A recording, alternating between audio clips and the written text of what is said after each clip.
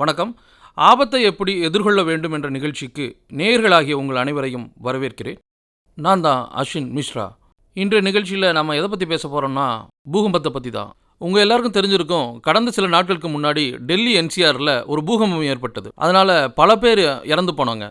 இதுக்கு முன்னாடி கூட டெல்லியில் மட்டும் இல்லை, இந்தியாவோட பல பகுதிகளிலையும் பூகம்பத்தோட தாக்குதல் இருந்துக்கிட்டு தான் இருக்குது. அதை நாமளும் பார்த்துட்டே தான் இருக்கோம். பல சமயம் பூகம்பத்தினால நம்ம பல்வேறு இன்னல்களுக்கும் ஆளாயிட்டு தான் இருக்கோம். பேர் இழப்புகளையுமே நம்ம சந்திச்சிருக்கோம். ஆபத்தை எதிர்கொள்ளும் இந்த நிகழ்ச்சியில் நம்ம என்ன பேச போகிறோம்னா, இந்த பூகம்பம் இருக்குது பாருங்க, அது என்ன மாதிரியானது, அது நம்மளால் ப்ரெடிக்ட் பண்ண முடியுமா, வர்றதுக்கு முன்னாடி தெரிஞ்சுக்க முடியுமா, பூகம்பம் வர்றதுக்கு முன்னாடி என்னென்ன ஏற்பாடுகளை நம்ம செய்யணும் அப்படின்ற விஷயத்தையும், அதே மாதிரி பூகம்பம் வந்ததுக்கப்புறம் எப்படியெல்லாம் நம்ம அதிலிருந்து தப்பிக்கணுன்ற விஷயத்தை பற்றியும் நம்ம இந்த நிகழ்ச்சியில் பேச போகிறோம். தனிப்பட்ட முறையில் கூட நீங்கள் எந்தெந்த மாதிரியான விஷயங்களில் பாதுகாப்போடு இருக்கணுன்ற விஷயத்தை பற்றியும் இந்த நிகழ்ச்சியில் நம்ம பேச போகிறோம். கம்யூனிட்டி லெவல்லையும் நம்ம எவ்வளோ முன்னெச்சரிக்கையோடு இருக்கணுன்ற விஷயத்தை பற்றியும் பேச போகிறோம். நிறைய தகவல்கள் பற்றி இன்றைக்கி நம்ம நிகழ்ச்சியில் பேச போகிறோம். நம்ம கூட 3 இம்பார்ட்டன்ட் கெஸ்ட் நம்மளோட ஜாயின் பண்ணியிருக்காங்க. முதல்ல நான் இன்ட்ரடியூஸ் பண்ணுறது யாருன்னா சஃபி அமல் அவர்கள். இந்த நிகழ்ச்சிக்கு உங்களை நாங்கள் வரவேற்கிறோம்.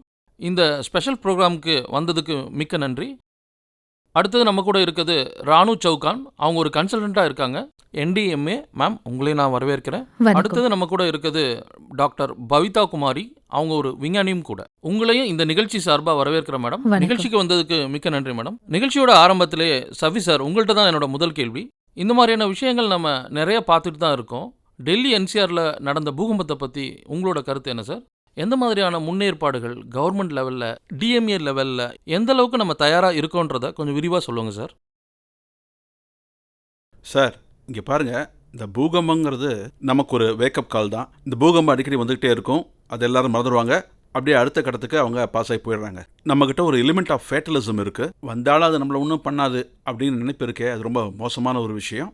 இதுலேருந்து நம்ம பாதுகாப்பாக இருக்கணும்னா நம்பர் 1 விஷயம் என்னென்னா, நம்ம ஃபர்தராக வீடு கட்டும்போது அது எந்த இடமா இருந்தாலும் சரி, நிலப்பகுதியாக இருக்கலாம், இல்லை மலைப்பகுதியாக இருக்கலாம், அப்போ நம்ம இன்ஜினியர்ஸ்கிட்டையும் ஆர்கிடெக்ட்ஸ்கிட்டையும் நாம் ஸ்பெசிஃபிக்காக சொல்லணும், இது சைஸ்மிக் ஜோனாக இருக்குது, அதுக்கேற்ற மாதிரி தான் நீங்கள் பில்டிங்கை கட்டணும்னு நீங்கள் சொல்லணும். நம்ம சேஃப்டி தான் நமக்கு முக்கியம்.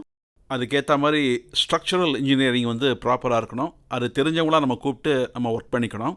இன்றைக்கி IT இன்ஜினியர்ஸ் ஜாஸ்தி ஆகிட்டாங்க, பட் ஸ்ட்ரக்சரல் இன்ஜினியர்ஸ் ரொம்பவே கம்மியாக தான் இருக்காங்க. இது அன்ஃபார்ச்சுனேட் சிச்சுவேஷன். ஸோ நாம் பில்டிங் கன்ஸ்ட்ரக்ஷன் விஷயத்தில் ரொம்ப கேர்ஃபுல்லாக இருக்கணும். அது மட்டும் இல்லை, ஒரு எர்த்குவேக் வந்துன்னு சொன்னால் நம்ம வீட்டில் இருந்தால் வீட்டை விட்டு வெளியே ஓடி வந்துடலாம். நம்ம தற்காப்பு நடவடிக்கைகள் சிலதெல்லாம் எடுத்துக்க முடியும். நீங்கள் வீட்டுக்குள்ளேயே உட்காரக்கூடாது. அப்படி நீங்கள் கிரவுண்ட் ஃப்ளோரில் இருக்கிறதா இருந்தால் நிச்சயமாக நீங்கள் வீட்டை விட்டு வெளியே வந்துடணும். ஏன்னா ஃபஸ்ட் டைம் நம்மளுடைய சேஃப்டி தான், லைஃப் சேஃப்டி தான் முக்கியம். ஒருவேளை நீங்கள் ஃபஸ்ட் ஃப்ளோர்லேயோ இல்லை செகண்ட் ஃப்ளோர்லேயோ இருந்தீங்கன்னா உங்கள் சேஃப்டி தான் முக்கியம். டேபிள் இருக்கும், டேபிளுக்கு கீழே நீங்கள் போய் உங்களை மறைச்சிக்கிறது தான் நல்லது. ட்ராப் கவர் ஹோல்ட் அப்படின்னு நாங்கள் சொல்லுவோம். அதாவது drop down, then cover yourself, அப்புறம் பிடிச்சிக்கங்க கெட்டியாக, அப்படிங்கிறது தான் அந்த ட்ராப் கவர் ஹோல்டுங்கிறது. அவசரமாக போய் செவுத்து மேலே சாஞ்சு நிற்காதீங்க, அது ரொம்ப டேஞ்சரஸான ஒன்று. அதே மாதிரி ஸ்ட்ரக்சரல் பில்லர்ஸ் இருக்கும், அது பக்கத்துலையும் போய் நிற்காதீங்க, அதுவும் நமக்கு சேஃப்டி கிடையாது. ஒரு சில ஃபர்னிச்சர் ஐட்டம்ஸ் இருக்கும், அது கீழே விழுந்து உங்களையும் சேர்த்து டேமேஜ் பண்ணலாம். அதே மாதிரி லூஸ் ஃபிட்டிங்காக இருந்த ஃபோட்டோ ஃப்ரேம்ஸ் இல்லை கண்ணாடி தான் மாட்டி வச்சிருப்பீங்க, அது லூஸாக இருந்ததுன்னா அது ஆடி கீழே விழுந்து உடஞ்சி உங்கள் மேலே கூட தவறி விழலாம். அது ஸோ அந்த சேஃப்டி நீங்கள் பார்த்துக்கணும். சார், நீங்கள் ரொம்ப முக்கியமான விஷயத்தை பற்றி சொன்னீங்க. ஆனால் பாருங்கள் மேம், நம்ம நாட்டில் பூகம்பம் ஏற்படுற பகுதியில், அதாவது செஸ்மிக் ஜோன்ஸும் இருக்குது. வேறு வேறு இடங்களில் ரிவர் பலவீனமாக இருக்கக்கூடிய பகுதிகள், எந்த இடங்களில் நிலநடுக்கம் வர்றதுக்கான வாய்ப்புகள் அதிகமாக இருக்குன்றதை பற்றி உங்களுக்கு ஏதாவது தோணுதா? அதில் எந்தெந்த விஷயங்களில் நம்ம ரொம்ப கவனமாக இருக்கணும்? பூகம்பம் அதிகமாக வரக்கூடிய இடங்களில் எந்த மாதிரியான பில்டிங்ஸ்லாம் கட்டணும் மேடம்? எந்தெந்த விஷயங்களில் நம்ம கவனமாக இருக்கணும் பொதுவாக பில்டிங் கட்டும்போது? ஆமாம், நீங்கள் சொன்ன மாதிரி நம்ம ஒட்டுமொத்த நாடையே 4 பாகங்களா டிவைட் பண்ணிருக்காங்க. ஆனா அந்த 4 பாகங்கள்லயும் காஜூர் டிவிஷன் இருக்கு. அவங்க BIS கோட், அதுல மேப் இருக்கும். அது மூலமா தான் ஒரு ஜோன் ஃபேக்டர் சொல்வாங்க. ஜோன் ஃபேக்டர்ங்கிறது என்னன்னா, ஒருவேளை ஜோன் 4 அப்படின்னா 0.36 ஒரு ஃபேக்டர். முக்கியமா இந்த ஃபேக்டர் வச்சுதான் நாங்க எல்லாத்தையும் கால்குலேட் பண்ணுவோம், பில்டிங்ல எந்த அளவுக்கு ஃபோர்ஸ் கொடுக்கலான்னு. சோ கவர்மெண்ட் அவங்க கோட்ஸ் ரெடி பண்ணிருக்காங்க. நாம அந்த கோட்ஸை பேஸ் பண்ணி தான் அந்தந்த ஜோன்ஸ்ல என்னென்ன வீடுகள் இருக்கோ அதுக்கேற்ற மாதிரி ஸ்ட்ராங்கா கட்டணும். அப்புறம் இதுல நாம நிறைய விஷயங்களை பத்தி யோசிக்க வேண்டி இருக்கு. சாதாரண மக்களுக்கு கூட இந்த விஷயம் கண்டிப்பா தெரிஞ்சிருக்கணும். யாராவது வீடு கட்டுறாங்கன்னா, அதாவது அவங்க எங்க கட்டுறாங்க, லொகேஷன் ரொம்ப முக்கியமான விஷயம். ஃபில்டப் ஏரியாஸ்ல அவங்க வீடு கட்டக்கூடாது. அப்படி இல்லைன்னா எப்பெல்லாம் அவங்க வீடு கட்டுறாங்களோ ஜியோ டெக்னிக்கல் அசஸ்மெண்டோட ஜியோ டெக்னிக்கல் இன்ஜினியர்ஸோட பண்ணணும். அடுத்தது ஏற்கனவே சார் சொன்ன மாதிரி சீஸ்மிக் டிசைன். எங்க இன்ஜினியர்ஸ் அவைலபிளா இருக்காங்க, அவங்க கிட்ட சொல்லி டிசைன்க்கு ஏத்த மாதிரி வீட்டை கட்டணும். மூணாவது பாத்தீங்கன்னா எதெல்லாம், அதாவது என்ன சொல்வாங்கன்னா வீட்டோட மெயின்டெனன்ஸ் அவங்க ரெகுலரா பண்ணணும். அடுத்ததா நாலாவது விஷயம் என்னன்னு பாத்தீங்கன்னா, ரொம்ப ரிஸ்கான விஷயம் என்னன்னு பாத்தீங்கன்னா, ஏதாவது ரொம்ப வெயிட்டான பொருள் உங்க மேல விழக்கூடாது. இதுதான் நான் ஸ்ட்ரக்சரல் எலிமெண்ட்னு சொல்லுவோம். இந்த நான் ஸ்ட்ரக்சரல் எலிமெண்ட்டை வாலோட ஃபிக்ஸ் பண்றதுக்கான தேவை அதிகமா இருக்கு. இந்த மாதிரி விஷயங்கள்ல நம்ம கவனமா இருக்கணும். ஆனால் நீங்கள் சொன்ன எல்லா விஷயங்கள்ல இருந்து நான் ஒரு கேள்வி கேட்டுக்கிறேன், அதுக்கப்புறம் நம்ம கண்டினியூ பண்ணுவோம். மெட்ரோ சிட்டிஸ்லனா ரொம்ப ரொம்ப உயரமான பில்டிங்ஸ்லாம் இப்போ கட்டுறாங்க. பில்டர்ஸ் அந்த மாதிரியான பில்டிங்ஸ்லாம் கட்டும்போது பயஸ் வந்து லட்சக்கணக்காக கோடிக்கணக்கான ரூபாய் கொடுத்து தான் அந்த பில்டிங்ஸ்லாம் வாங்குறாங்க. அது கொடுக்கப்பட்ட பேராமீட்டர்ஸ்லாம் கரெக்டாக வச்சு தான் கட்டுறாங்களா மேடம்? அதை நம்ம எப்படி தெரிஞ்சுக்கிறது? அது வந்து இந்தியன் கவர்மெண்ட் கைட்லைன்ஸை செட் பண்ணியிருக்காங்க. மேண்டேட்டரியா அந்த கைட்லைன்ஸை ஃபாலோ பண்ணணும். பெரும்பாலான பில்டர்ஸ் இதை ஃபாலோ பண்ணிட்டு தான் இருக்காங்க. இதுல முக்கியமான விஷயம் என்னன்னா, சிட்டிசன்ஸ் கேள்வி கேட்கணும். ஜனங்க கிட்ட இருந்து இந்த கொஸ்டின்ஸ் வந்துருச்சு அப்படின்னா, ஹோம் பையர்ஸ்னு சொல்றோம்ல, ஹோம் பையர்ஸ் கிட்ட அவங்க கேட்கணும். பாருங்க, இது எல்லாமே பேராமீட்டர்ஸ், இதை பத்தி கேட்டு தெரிஞ்சுக்கணும். எப்படி இந்த பில்டிங் பூகம்பம் அதுக்கு சேஃபான முறையில தான் கட்டியிருக்கீங்களான்னு பார்க்கணும். ஸோ அந்த கொஸ்டின்ஸ் மக்கள் கிட்ட இருந்து வர வேண்டியது ரொம்ப முக்கியம். இப்படி நிறைய விஷயங்கள் அதாவது இருக்கு. பப்ளிக்ஸ் ஹோம் பையர்ஸ்லாம் இருக்காங்கல்ல, அதாவது வீடு வாங்குறவங்க இருக்காங்கல்ல, அவங்களும் அந்த இடத்த பற்றி தெரிஞ்சுக்கணும்ல, அது பூகம்பத்தை தாங்கக்கூடிய இடமான்றதை பற்றியும் அவங்க தெரிஞ்சுக்கணும்ல. அந்த கொஸ்டினை மக்கள் தான் பில்டர்ஸ்கிட்ட கேட்டு தெரிஞ்சுக்கணும். அடுத்து நம்மளோட பவிதா மேம் இருக்காங்க, அவங்க விஞ்ஞானியும் கூட நேஷனல் சென்டரில். பவிதா மேம், நம்ம இப்போ பூகம்பத்தை பற்றி பேசிகிட்டு இருக்கோம். மக்களும் இதை பற்றின புரிதல்களோடு இருக்கணுன்றது அவசியம் தானே மேடம்? பூகம்பம்னா என்ன, அதை எப்படி எதிர்கொள்கிறது, அதிலிருந்து தற்காத்து கொள்வதற்கான நடவடிக்கைகள் என்ன மேடம்? இங்க பாருங்க, பூகம்பம் அப்படிங்கிறது அது ஒரு விதமான தாக்குதல். பூமிக்கு கீழே இருக்கிற பாறைகள்ல அதிகமான பிரஷர் ஏற்படுறதுனால தான் அது உருவாகுது. எப்பெல்லாம் பாறைகளால அந்த பிரஷரை தாங்கிக்க முடியலையோ அப்பெல்லாம் அது வெடிக்க ஆரம்பிச்சு உடைய ஆரம்பிச்சிடும். இந்த ப்ராசஸை தான் நம்ம பூகம்பம்னு சொல்றோம். இந்த ப்ராசஸ்ல மிகப்பெரிய அளவுல எனர்ஜி வெளியேறும். அது செஸ்மிக் வேவ் ரூபத்துல நமக்கு அவங்கவங்க இடத்துல அது ஃபீல் ஆகும். இப்படி நம்மளால பூகம்பத்தை உணர முடியும். இது சென்டர்ல இருந்து ஆரம்பிச்சு சைஸ்மிக் வேவ் வந்து செஷன் வரைக்கும் வரும். வெவ்வேறு விதமான ஸ்பீட்ல வெவ்வேறு சைஸ்ல உருவாகும். அதாவது பிரைமரி வேவ் இருக்கு, செகண்டரி வேவ் இருக்கு, சர்ப்ரைஸ் வேவும் இருக்கு. இதுல வெவ்வேறு ஸ்பீடை பேஸ் பண்ணி எல்லா வேவ்ஸும் அந்தந்த ஸ்டேஷன்ல ரெக்கார்ட் ஆகும். ரெக்கார்ட் பண்ணதை வச்சு நம்மளால தெரிஞ்சுக்க முடியும். அப்புறம் அந்த ரெக்கார்டை பேஸ் பண்ணி நம்மளால அதை சொல்ல முடியும். அதாவது இந்த பூகம்பத்தோட மேக்னிடியூட் எவ்வளோ, அதோட இன்டென்சிட்டி எவ்வளோ, மேக்னிடியூட் அப்புறம் இன்டென்சிட்டி அப்படின்னா பூகம்பத்தோட ரெண்டு வெவ்வேறு விஷயங்கள். மேக்னிடியூட் இருக்குல்ல, அது பேசிக்கலி சோர்ஸை பத்தின டீட்டெயில்ஸ் கொடுக்கும். சென்டர்ல வெளியேற எனர்ஜியை தான் மேக்னிடியூட்னு சொல்லுவோம். எல்லா இடத்துலயும் மேக்னிடியூட் கிட்டத்தட்ட ஒன்னாதான் இருக்கும். அதாவது இப்போ மேக்னிடியூட் 4ன்னு வச்சுக்கோங்க. நம்ம டெல்லியில கூட சொல்லலாம் 4 மேக்னிடியூட்கான எர்த்குவேக் வந்திருக்குன்னு. அதுக்கப்புறம் நாங்க காசியாபாத், நொய்டால கூட சொல்லுவோம் 4 மேக்னிடியூட் எர்த்குவேக்குங்கிறது. ஆமா, எல்லா இடத்துலயும் ஈக்குவலா இருக்கும். இன்டென்சிட்டிங்கிறது தீவிரத்தன்மை, அது ஒவ்வொரு இடத்துக்கு மாறுபடும். அது பாத்தீங்கன்னா ஒரு சக்தியோட பிரஷர். அது பாத்தீங்கன்னா ஒரு இடத்துல பூகம்பம் வந்து கம்மியான பாதிப்பை ஏற்படுத்தும், இன்னொரு இடத்துல பாத்தீங்கன்னா அது யாருக்குமே தெரியாது. இது எல்லாமே இன்டென்சிட்டியை பேஸ் பண்ணி தான் இருக்கு. சோ இது ரெண்டுமே வெவ்வேறு விஷயங்கள். இந்த பூகம்பத்தை பொறுத்த வரைக்கும் டெல்லி எம்சிஆர்ல நமக்கு டோட்டலா 25 சிஸ்மோமீட்டர்ஸ் வந்திருக்கு. ஸோ எப்பெல்லாம் ஒரு பூகம்பம் ஏற்படுதோ இமீடியட்டா அதை பத்தின டீட்டெயில்ஸ் எல்லாம் கிடைச்சிடும். இந்த எல்லா டேட்டாவும் ஆன்லைன் மூலம் கனெக்டடா இருக்கும், விசாட் சேட்டலைட் த்ரூ. ஸோ அதை பத்தி ஆமாமா, முதல்ல எங்களுக்கு அந்த இன்ஃபர்மேஷன் கிடைச்சிடும். அந்த டீட்டெயில்ஸ் பாத்தீங்கன்னா வெவ்வேறு ஏஜென்சிஸ், அதாவது டிசாஸ்டர் மேனேஜ்மெண்ட் அத்தாரிட்டிஸ்க்கும் மற்றபடி ஸ்டேட் ஹோல்டர்ஸ்க்கும் நம்ம ப்ரொவைட் பண்ண வேண்டியிருக்கு. ஒரு விஷயத்த உங்ககிட்ட இருந்து நான் தெரிஞ்சுக்கணும்னு பார்க்குறேன். அதாவது என்னன்னா, டெல்லி என்சிஆர் வந்து செஸ்மிக் ஜோன் 4ல் இருக்கு. அது எந்த அளவுக்கு வல்லரபிளா இருக்கு, பொதுமக்கள் வாழ்ற இடம், பயப்படுற அளவுக்கு அதுல ஏதாவது நீங்க இருக்கு? லோக்கல் சினாரியோவை எடுத்துக்கிட்டீங்கன்னா இதுல 4 ஜோன்ஸ் இருக்கு. அதுல பெரிய அளவுல பூகம்பம் வந்ததுன்னா அதை தாங்கிக்கிற அளவுல சக்தி இல்ல. ஆமா இல்ல. சோ லோக்கல்ல பூகம்பம் வந்துச்சுன்னா சின்ன பூகம்பம் தான் வரும். அதனால அதை நினைச்சு பயப்பட வேண்டிய அவசியம் இல்ல. ஆனா ஹிமாலயன் ஸ்டேட்ஸா இருந்தா அங்க ஒரு பூகம்பம் வந்துச்சுன்னா அதோட அளவு பெருசா இருக்கும். மேஜர் இல்லைனா மாடரேட் அப்படிதான் இருக்கும். டெல்லியில கூட இந்த மாதிரியான பூகம்பத்தை தான் ஃபீல் பண்ணுவோம். சோ அந்த பூகம்பம் இருக்கு பாருங்க, மல்டி ஸ்டோரேஜ் பில்டிங்ஸ்க்கு பெரிய ஆபத்து ஏற்படுத்த வாய்ப்பு இருக்கு. ஒருவேளை அதோட ஃப்ரீக்வன்சி நம்ம பில்டிங்கோட மேட்ச் ஆயிடுச்சுன்னா சோ ரெசிலியன்ஸ் காரணமா பில்டிங் கொலாப்ஸ் ஆக வாய்ப்பு இருக்கு. சோ என்ன பண்ணலாம்? ராணு மேடம் சொன்னாங்கல்ல, சார் சொன்னார்ல, நம்ம ரொம்ப கவனமா இருக்க வேண்டியது கன்ஸ்ட்ரக்ஷன் டைம்ல தான். அதாவது நாம அந்த ரீஜன்ல கவனமா இருக்கணும். அதாவது இங்க 4 ஜோன்ஸ் இருக்கு. ஒரு பில்டிங் எந்த அளவுக்கு ஃபோர்ஸை தாங்கிக்க முடியும்னு தெரிஞ்சுக்கணும். அதை பேஸ் பண்ணி கன்ஸ்ட்ரக்ஷன் பண்ணோம்னா நம்ம பயப்பட வேண்டிய அவசியமே இருக்காது. சார், முதல்ல ஃபர்ஸ்ட் ரெஸ்பாண்டர் இருக்காங்கல்ல, கம்யூனிட்டியில் இருக்கவங்களும் அக்கம் பக்கத்தில் இருப்பாங்க. அவங்களுக்கும் என்டிஎம்ஏ ரொம்ப இம்பார்ட்டண்ட்டாக இருந்திருக்கு. எந்த ஒரு டிசாஸ்டர் வந்தாலும் என்டிஎம்ஏவோட பங்களிப்பு ரொம்ப அதீதமாக இருந்திருக்கு. அதை பல பேர் பலவிதமாக பாராட்டினதையும் நம்ம பார்த்துட்டு தான் இருக்கோம். என்டிஎம்ஏ இந்த விஷயத்தில் எந்த மாதிரியான ரோல்ஸ் எல்லாம் ப்ளே பண்ணுறாங்க, அதை பற்றி கொஞ்சம் சொல்லுங்கள் சார்.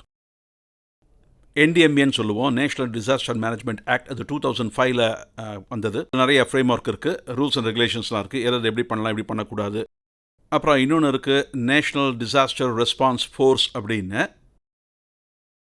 இதில் ஒரு 5 டிவிஷன்ஸ் இருக்குது. அதாவது டிசாஸ்டர் மேனேஜ்மெண்ட்டில் ஃபர்ஸ்ட் கம்ஸ் ப்ரிவென்ஷன், அடுத்தது மிட்டிகேஷன், அப்புறம் ரிஸ்க் ரிடக்ஷன், ப்ரிப்பேர்ட்னஸ், அப்புறம் நீங்கள் கேட்டீங்க இல்லையா பூகம்பம் போது என்னென்ன பண்ண எப்படி எதுன்னு, அந்த சேஃப்டி ப்ரொசீஜர்ஸ் இது எல்லாமே அதில் இருக்கும். அதுக்கப்புறம் 5th ஒன் வந்து தான் ரீகன்ஸ்ட்ரக்ஷன். அது அப்புறமா நம்ம பண்ணக்கூடியது. இந்த ரெஸ்பான்ஸ் ஃபோர்ஸில் அதிக அளவு போலீஸ் அதிகாரிகளும் இருப்பாங்க. அவங்கெல்லாம் டெபுடேஷனில் வருவாங்க. இவங்களுக்கு பல இடத்துல கேம்ப்ஸ் இருக்கும், ட்ரைனிங் கேம்ப்ஸ் மாதிரி. அதாவது ரிஸ்கி ஜோன், சென்சிட்டிவ் ஜோன், இதை பொறுத்து அவங்களுக்கான ட்ரைனிங்லாம் கொடுப்போம். இப்படி ஃப்ளாஷ் ஃப்ளட்ஸ் இல்லை இந்த மாதிரி எர்த்குவேக் வரும்போதெல்லாம் அதுக்கான டூல்ஸ் எக்யூப்மெண்ட்ஸ்லாம் அவங்கக்கிட்ட இருக்கும். ஆனால் இதை என்டிஆர்எஃபால் மட்டும் பண்ண முடியாது. அதனால தான் ஒவ்வொரு இடத்தையும் எஸ்டிஆர்எஃப் அப்படின்னு ஃபார்ம் பண்ணி வச்சுருக்காங்க, ஸ்டேட் டிசாஸ்டர் ரெஸ்பான்ஸ் ஃபோர்ஸ். அவங்களும் இந்த மாதிரி ஏரியாஸில் ஒர்க் பண்ணுவாங்க. பட் அவங்களால மட்டும் கூட எல்லாத்தையும் பண்ணிட முடியாது. ஏன்னா என்டையர் ஸ்டேட்டை பாதுகாக்கணும்னா அது ரொம்ப கஷ்டமான ஒரு விஷயம். அதனால் அதில் கலெக்டர்ஸ் இருப்பாங்க, தாசில்தார்ஸ் இந்த மாதிரி ஆள்லாம் இருப்பாங்க. அவங்க எல்லாருமே சேர்ந்து கோஆர்டினேட் பண்ணுவாங்க. இதில் என்னென்னா ஒவ்வொரு விதமான டிசாஸ்டர் இருக்கும். டிசாஸ்டரில் எல்லாமே ஒரே மாதிரி இருக்காது, டிஃப்ரெண்ட் டைப்ஸ் இருக்குது. இதில் ஒரு இடத்துல டிசாஸ்டர் ரொம்ப இன்டென்ஸாக இருக்கும். அதாவது ஒரு பில்டிங்கில் இடிஞ்சு விழுந்து கீழே மாட்டிட்டாங்க எல்லாருமே சொன்னால் அங்கேருந்து அவங்கள எடுக்கணும். அதுக்கு உங்களுக்கு கட்டிங் மெஷின்ஸ் வேணும், மற்ற ரெஸ்கியூ எக்யூப்மெண்ட்ஸ் வேணும். ஸோ இதெல்லாத்தையும் இவங்க ஹேண்டில் பண்ண தெரியணும். ஸோ அதுக்கான தனி ட்ரைனிங் இருக்குது இவங்களுக்கு. அது மட்டும் இல்லை, அவங்களுக்கு உடனே நீங்கள் மெடிக்கல் ட்ரீட்மெண்ட் கொடுத்தாங்கன்னா அதுக்கான லாஜிஸ்டிக்ஸை நீங்கள் ஏற்பாடு பண்ணணும். இப்படி ஒன்றுனா பார்த்தீங்கன்னா நிறைய விஷயங்கள் இதில் அடங்கி இருக்குது. இந்தியன் கவர்மெண்ட் என்ன பண்ணுறாங்கன்னா கொஞ்சம் கொஞ்சமாக வர அதுலேருந்து தெரிஞ்சுக்கிட்டு அப்கிரேட் பண்ணிக்கிட்டு இது மாதிரி கொஞ்சம் கொஞ்சமாக நம்ம நிறையா பாலிசிஸ் எடுத்துகிட்டு வரோம். நம்ம Indian government, ministry of home affairs எல்லாம் ஒன்றா சேர்ந்து இப்படி டெய்லி என்னென்ன அட்வான்ஸ்மெண்ட் பண்ண முடியும், ஃபர்தர் எக்யூப்மெண்ட்ஸ் என்ன, வேர்ல்டு லெவலில் என்ன நடக்குது, அந்த டீட்டெயில்ஸ் எல்லாம் கலெக்ட் பண்ணி நாம் அதை எப்படி அட்வான்ஸாக கொண்டு வரலாம், இன்னும் எப்படி பாதுகாப்பு ஏற்பாடுகள் பண்ணலாம். ரொம்ப ரொம்ப முக்கியமான பங்களிப்பை என்டிஎம்ஏ மக்களுக்கு செஞ்சிட்ருக்காங்க. பார்த்தீங்கன்னா சில வருஷங்களுக்கு முன்னாடி கூட நம்ம பார்த்தோம், கேரளாவில் இந்த மாதிரியான இயற்கை பேரிடர் நடந்ததை நீங்களும் பார்த்துருப்பீங்க.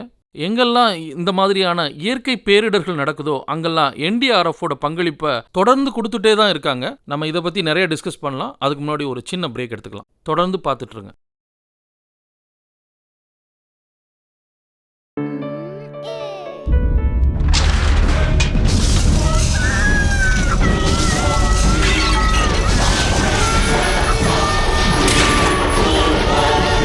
क्या आपका फ्लैट भूकंप से सुरक्षित है?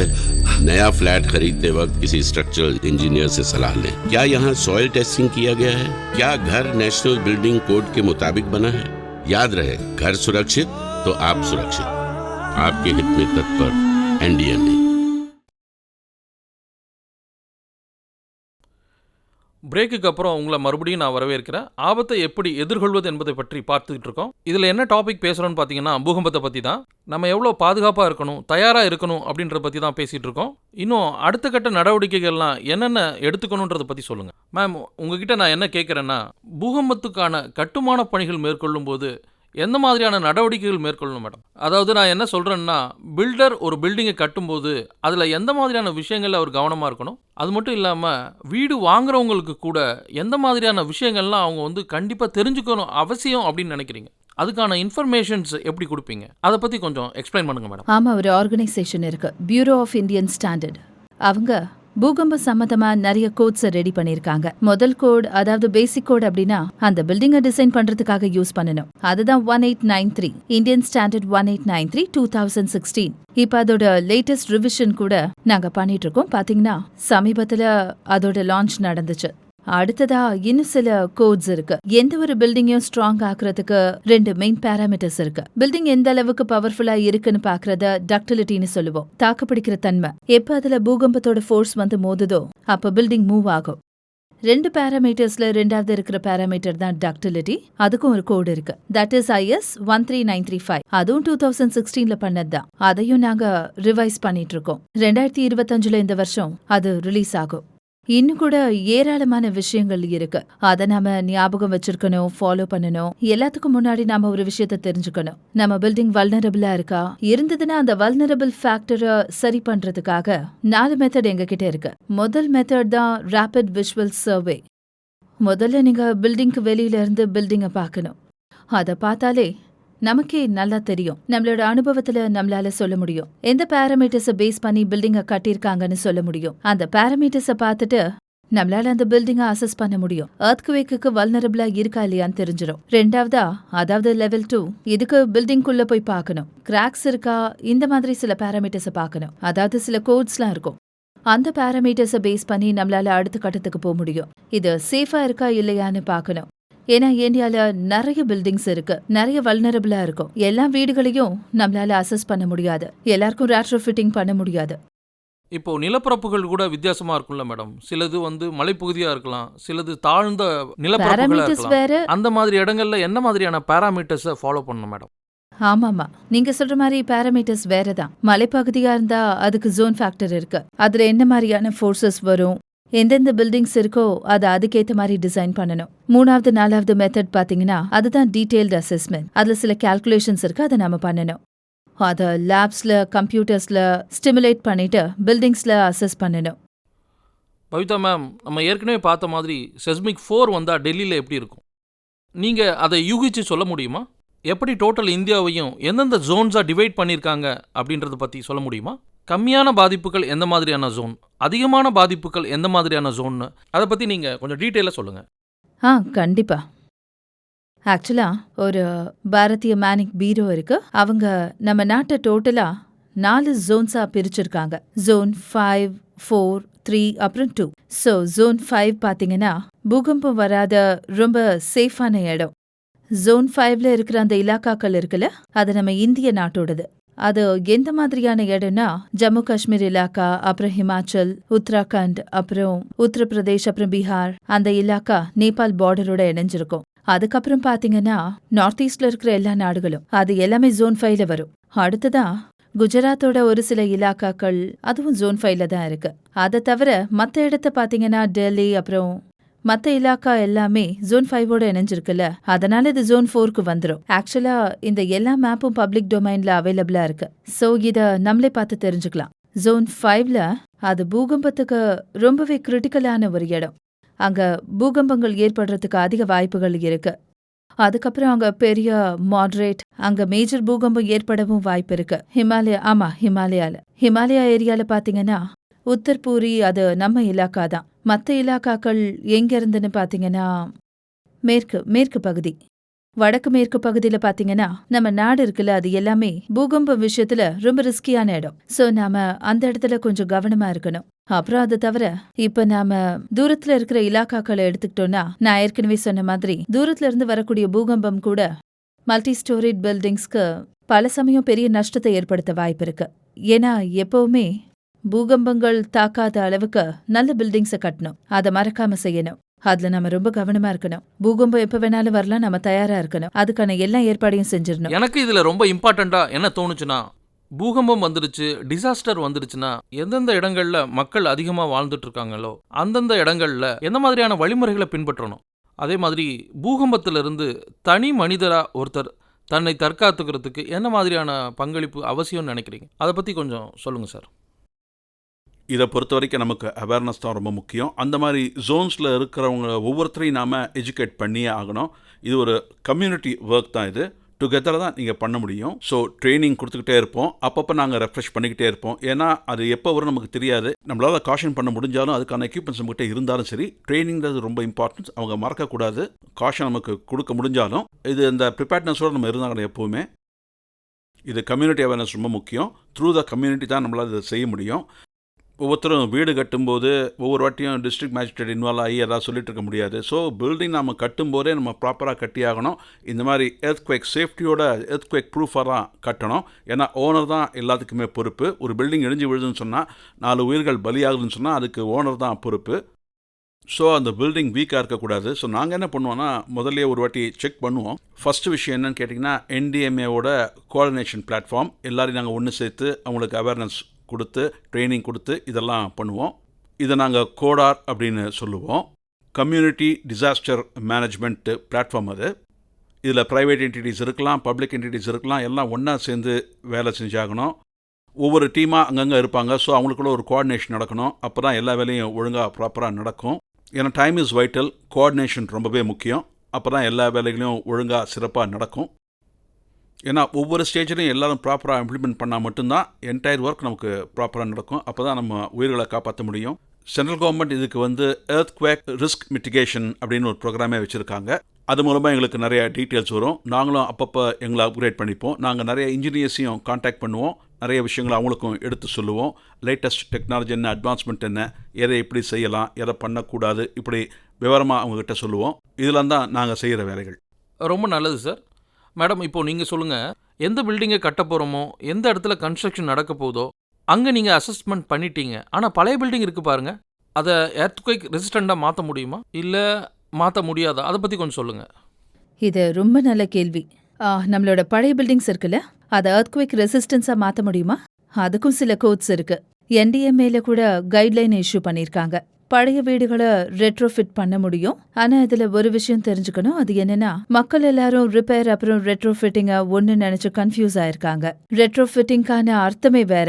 இருக்கிற விரிசல்களை மூடிட்டு பில்டிங்கை ஸ்ட்ராங் ஆக்கலாம்னு நினைக்கிறாங்க. அது நார்மல் ரிப்பேர் மாதிரியான வேலை. பெயிண்ட் பண்றது வெளியில. ரெட்ரோஃபிட்டிங் அர்த்தம் என்னன்னா, பழைய பில்டிங் இருக்கு பாருங்க, அதோட ஸ்ட்ரென்த் எப்படி அதிகமாக்குறதுங்கிறது தான். அப்பதான் எதிர்காலத்துல வரப்போற பூகம்பத்தை அது தாங்கும். அதுல எப்படி டக்டிலிட்டி, ரெசிஸ்டன்ட் பவரை கொண்டு வந்தாதான் பூகம்பத்தை எதிர்கொள்ள முடியும். அதாவது அந்த ரெட்ரோஃபிட்டிங்ஸோட மெத்தட்ஸ் இருக்குல்ல, அது நிறைய இருக்கு. ரெட்ரோஃபிட்டிங்க பல லெவல்ல பண்ணுவாங்க. அதாவது சாதாரண மக்களோட வீடு, அதுல என்ன பெர்ஸ்பெக்டிவ் அப்படின்னா, அவங்க பில்டிங்கும் விழக்கூடாது, அவங்க உயிரையும் காப்பாத்தணும். அது லைஃப் சேஃப்டி லெவல் 1 இருக்கும். அது பணத்தோட செலவு கம்மியா இருக்கும், ஆனா வீட்டை ஸ்ட்ராங் ஆக்கலாம். அதே மாதிரி ஸ்கூல்ஸ் இருக்கு, ஹாஸ்பிட்டல்ஸ் இருக்கு. அதெல்லாமே பூகம்பத்துக்கு அப்புறம் நாம என்ன எதிர்பார்க்கறோம்னா, ஹாஸ்பிட்டல்ஸ் ஒர்க்கபிளா இருக்கணும். ஏன்னா இன்ஜுரி ஆனவங்களுக்குலாம் ட்ரீட்மெண்ட் பண்ணணும். நம்ம ஸ்கூல்ஸும் சேஃபா இருக்கணும். அப்பதான் நம்மளால ஸ்கூலை ஷெல்டரா யூஸ் பண்ண முடியும். சோ அதுக்காக டீடைல்டு அசஸ்மெண்ட்ஸ் இருக்கு. டீடைல்டான ரெட்ரோஃபிட்டிங் மெத்தட்ஸும் இருக்கு. அதை பலவிதமான லெவல்ல பண்ண முடியும். மேடம், பழைய பில்டிங்லாம் இருக்குல்ல, இப்போ அந்த பழைய பில்டிங்ல என்ன பார்த்தீங்கன்னா, பூகம்பத்தை தாங்கக்கூடிய விஷயங்கள்ல பேராமீட்டர்ஸ் என்னென்ன வேணுன்றத ஒரு கன்ஸ்ட்ரக்ஷன் யூனிட் இன்பில்ட் பண்ண தாராளமா பண்ண முடியும். நம்ம இந்தியன் கவர்மெண்ட் அப்புறம் ஸ்டேட் கவர்மெண்ட்ஸ் கூட நிறைய ஸ்கீம்ஸ் கொடுத்திருக்காங்க. அதை தான் நாங்க டெக்னாலஜி டெமான்ஸ்ட்ரேஷன் சொல்லுவோம். இப்ப எங்கேயாவது அங்கன்வாடி ஸ்டேட் ஆஃப் உத்தராகண்ட்ல எடுத்தாங்கல்ல, அந்த அங்கன்வாடிய எப்படி ரெட்ரோஃபிட் பண்ண முடியும்? பேசிக்கா செவர்ல எழுதி வச்சிருப்பாங்க, நீங்க இந்த மாதிரி பண்ணுங்கன்னு.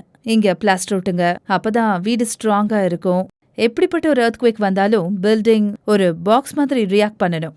ஆனா செவரு மேல விழுந்து பாதிப்பை ஏற்படுத்தக்கூடாது. மேம் பவிதா மேம், மக்களோட பொதுவான சந்தேகம் என்னன்னா, ஏன் பூகம்பத்தை முன்கூட்டியே நம்ம கணிக்க முடியல? இவ்வளோ பெரிய பேராபத்தை ஏற்படுத்தக்கூடிய பூகம்பத்தை நம்மளால ஏன் கணிக்க முடியல? அது சாத்தியமா? அதை பத்தி இது கொஞ்சம் வரைக்கும் சொல்லுங்க. நடந்த இன்சிடென்ட்ஸை வச்சு நம்ம பார்க்கும்போது ஒரு பூகம்பம் எப்படி இருக்கும்னு, அதாவது 100% நம்மளால கணிக்க முடியாது. எவ்வளவு பெரிய பூகம்பம் எப்ப வரும்னு, எப்ப எங்க வரும்னு சொல்ல முடியாது. இந்த மாதிரி ப்ரெடிக்ட் பண்றது பாசிபிள் இல்லதான். ஆனா அது நமக்கு ஒரு விஷயம் தெரியும். பூகம்பம் வரும்போது எந்தெந்த இலாக்கா அதிகமா பாதிக்கப்பட போதுன்னு தெரியும். சோ அதை வச்சு நாங்க வேலை செய்ய ஆரம்பிப்போம். அந்த டீடைல்ஸ் முன்னாடி எங்ககிட்ட இருக்கும். அந்த விஷயத்த வச்சு நம்ம தயாரா இருக்க முடியும். அப்புறம் பவன் நிர்மான், பூகம்பத்தால பாதிக்கப்பட்டவங்களுக்கு கேம்ப் ரெடி பண்ணலாம். அந்த மாதிரியான ஏற்பாடுகளை பண்ணலாம். அது தவிர நீங்க இப்ப சொன்ன மாதிரி எர்த்குவேக் ஏர்லி வார்னிங்கிறது எப்படிப்பட்ட விஷயம்னா, அதுல கூட அப்செட் ஆனதுக்கு அப்புறம் பிரைமரி வேவ் வந்ததுக்கு அப்புறமா அதை பேஸ் பண்ணி நம்மளால செகண்டரி வேவ் எப்போ வரும்னு சொல்ல முடியும்.